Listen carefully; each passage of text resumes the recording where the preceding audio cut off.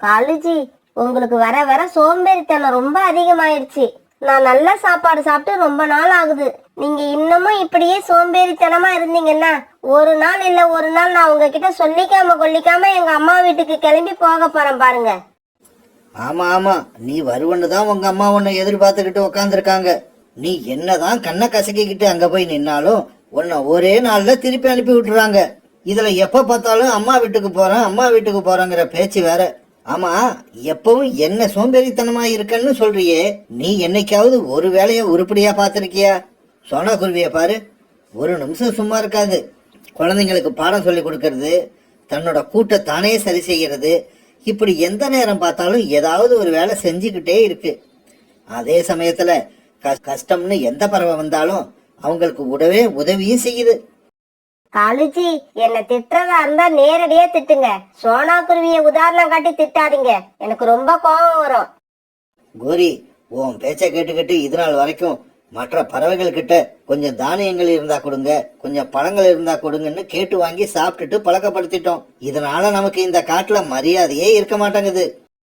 மரியாதை வேணும்னா நாம மத்தவங்க மரியாதை கொடுக்கற மாதிரி நடந்துக்கணும். போங்க, போய் நேர்மையான முறையில எனக்கும் நம்மளோட குழந்தை ஜக்குவுக்கும் உணவு தேடி எடுத்துக்கிட்டு வாங்க. கோரி, இந்த மாதிரி நேர்மையான பழக்கத்தை எல்லாம் சின்ன வயசுலயே கத்து கொடுத்துருக்கணும். இப்ப போய் திடீர்னு நேர்மையா உணவு தேடிட்டு வானா நான் எங்க போறது? காலுஜி, நாம பெரியவங்க, நாம வேணா பட்னி கிடக்கலாம். ஆனா நம்ம பையன் ஜக்கு ரொம்ப சின்ன குழந்தை, அவன் பட்னி கிடக்கிறத நம்மால எப்படி பார்க்க முடியும்? அதனால நீங்க கஷ்டப்படாம உணவு தேடுறதுக்கு என்கிட்ட ஒரு ஐடியா இருக்கு. நீங்க அப்படி செய்யறதுக்கு சம்மதம்னு சொன்னா நான் அந்த ஐடியாவை இப்பவே சொல்லுவேன். உன்னோட மூளையில ஒரு ஐடியா வந்திருக்கும்னா கண்டிப்பா அது ஏதோ ஒரு குறுக்கு வழியில போறதாதான் இருக்கும். காலுஜி, நீங்க சொன்னது 100க்கு 100 உண்மை. குறுக்கு வழிதான் இருந்தாலும் யாராலையும் நாம தான் அதை செய்யறோம்னு கண்டுபிடிக்க முடியாது. சரி சரி, உன்னோட ஐடியாவை சொல்லு, அதையும் தான் என்னன்னு கேட்போம். காலுஜி, நான் எல்லா பறவைகள் கிட்டையும் உங்களுக்கும் எனக்கும் சண்டை வந்துருச்சு, அதுல நான் உங்களை அடிச்சிட்டேன், அதனால நீங்க அழுதுகிட்டே இந்த காட்டை விட்டே ஓடி போயிட்டீங்கன்னு போய் சொல்லிடுறேன்.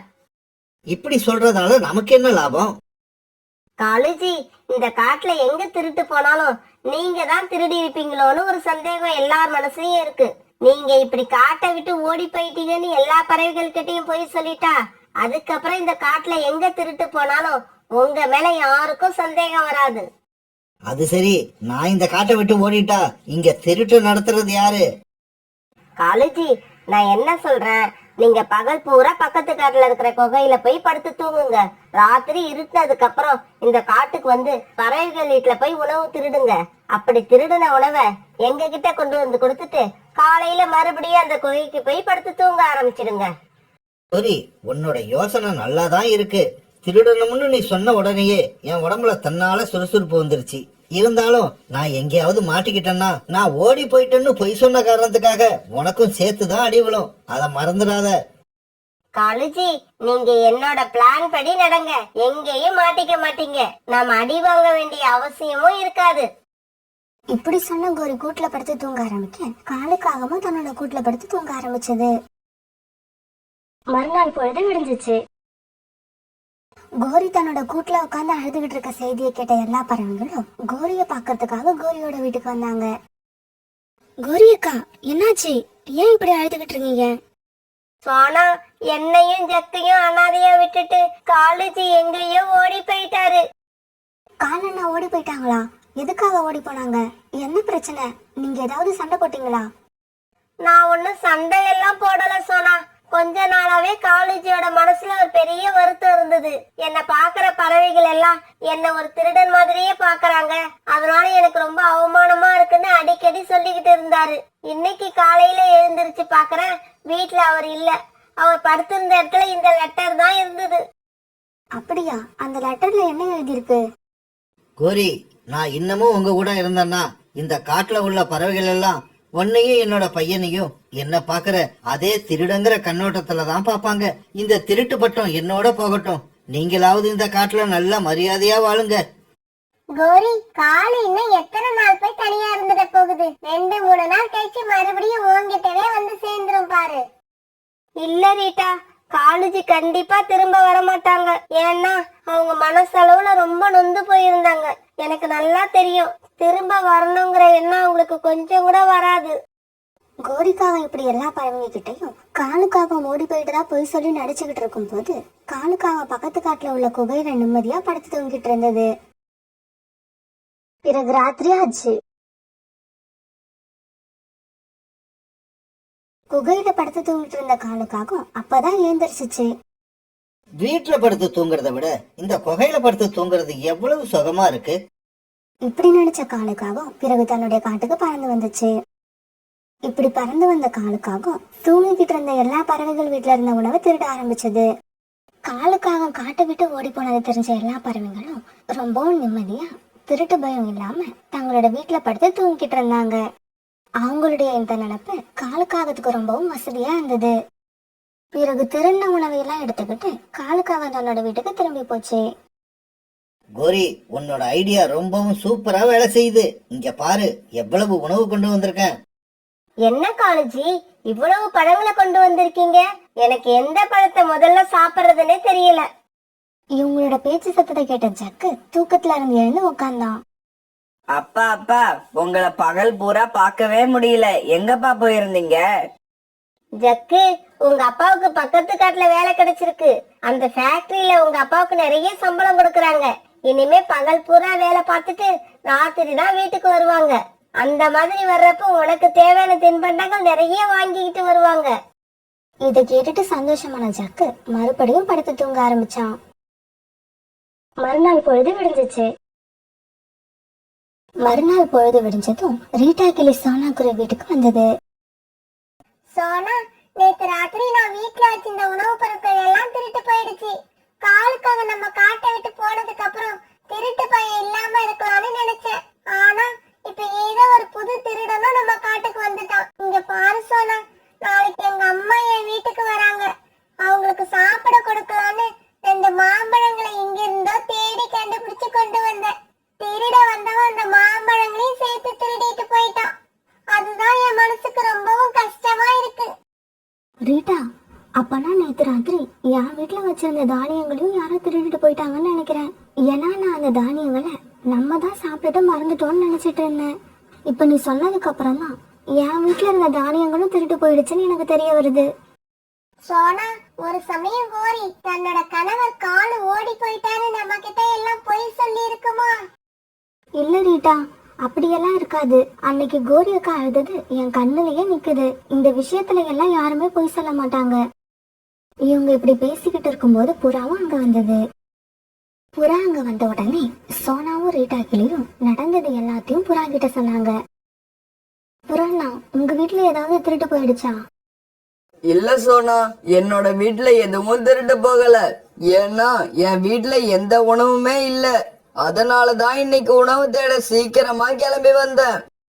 புறா, இந்த திருட்டை யார் பண்ணி இருப்பாங்கன்னு உனக்கு ஏதாவது ஐடியா இருக்கா? இல்ல ரீட்டா, என்னால இப்ப எதுவும் சொல்ல முடியல. 2-3 நாள் போகட்டும், என்ன நடக்குதுன்னு பார்த்து திருட யாருன்னு கண்டுபிடிப்போம். சரி சரி, வாங்க உணவு தேட கிளம்புவோம். இத பத்தி பேசிக்கிட்டு இருந்தா நேரம் போறதே தெரியாது. இதே சமயம் ராஜி, ரோனியோட குழந்தை, அப்புறம் குக்கு, இவங்க 3 பேரும் ஒரு இடத்துல ஒன்னா விளையாடிக்கிட்டு இருந்தாங்க. அப்ப அவங்களுக்கு ஒரு மாம்பழம் கிடைச்சது. மாம்பழத்தை பார்த்த குழந்தைங்க 3 பேரும் ரொம்பவும் சந்தோஷமானாங்க. வாங்க, நாம 3 பேரும் சேர்ந்து இந்த மாம்பழத்தை சாப்பிடுவோம். பிறகு குழந்தைங்க 3 பேரும் அந்த மாம்பழத்தை சாப்பிட ஆரம்பிச்சாங்க. இந்த சமயத்துல ஜக்குவும் அந்த இடத்துக்கு பறந்து வந்தான். ஜக்கு, நீயும் வா, இந்த மாம்பழத்தை நாம எல்லாரும் சேர்ந்து சாப்பிடுவோம். மாம்பழமா?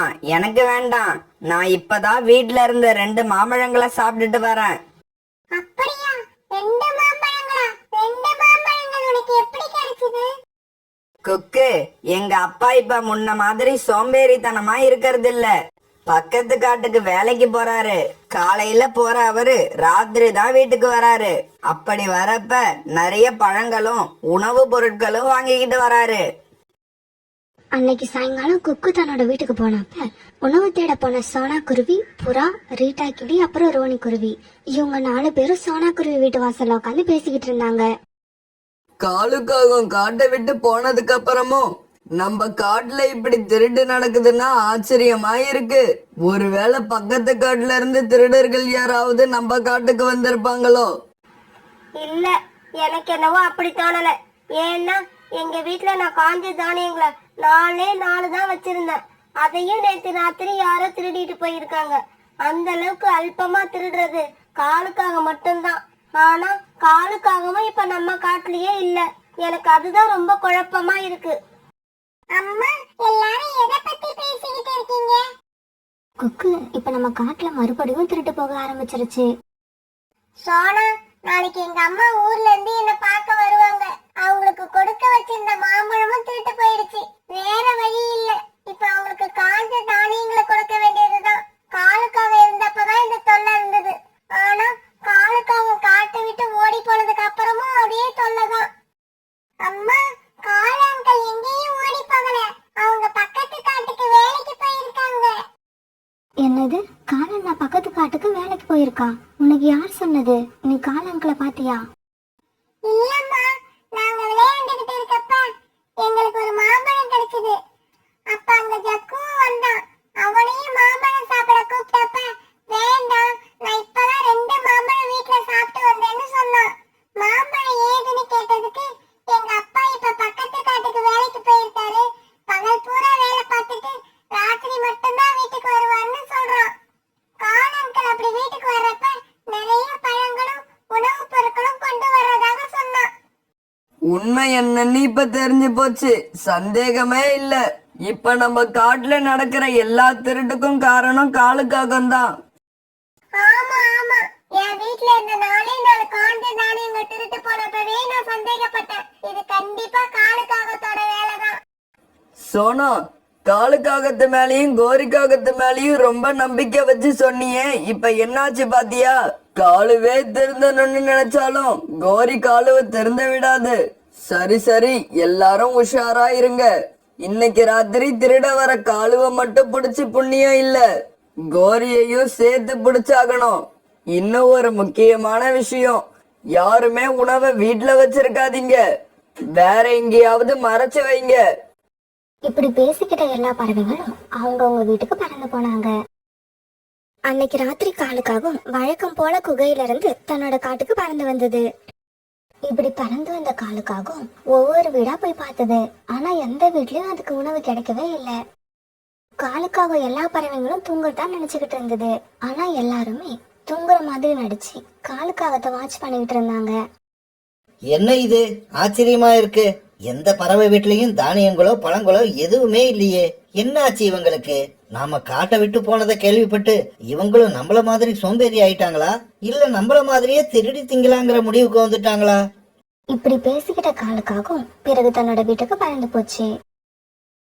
காலுஜி, என்ன இது? பழங்கள் தானியங்கள்னு ஒரு பெரிய மூட்டை கட்டிக்கிட்டு வருவீங்க, இன்னைக்கு என்ன வெறும் கைய வீசிக்கிட்டு வந்திருக்கீங்க?